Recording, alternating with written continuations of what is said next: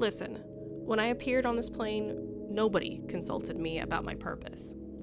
There was no consent form for me to fill out before being pushed out, no questionnaire to ask if I would be all right with the expectations, conditions for my being alive.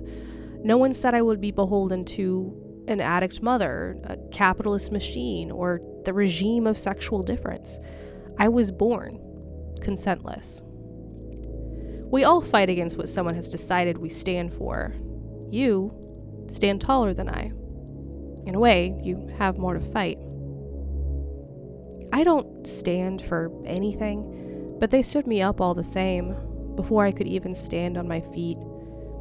There are these things humans get stuck in, these systems and cycles of abuse, and we live and die for them, if you can believe it.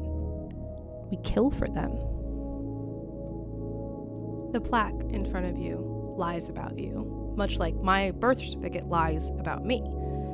Mine says Courtney Lynn Nelson, sex female.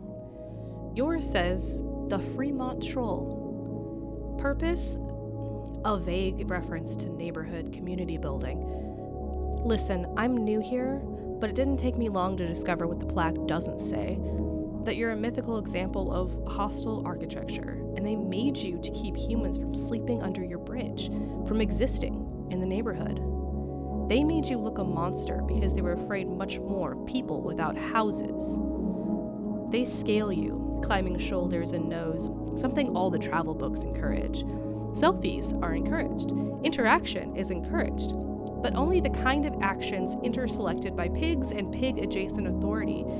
Heaven forbid we paint your nails or gift eyelash extensions. Heaven forbid there is left any sign of us, any touch of human messiness, any color, connection, or cut. Heaven forbid. And when they say you're defaced, they coat your face in more concrete. Each year you get smoother, the way we all tend to lose our edges, the way it all ends without sharpness, without expression.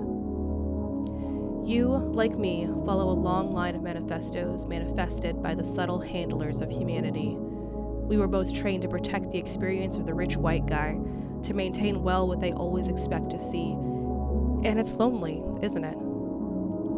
Keeping my queerness under wraps wasn't quite as violent as the threat of throwing cars, but we ended up isolated all the same. Cursed always to stay up at night, keeping watch. At least I could see the stars. Listen, I see you. We are not what our makers made us for.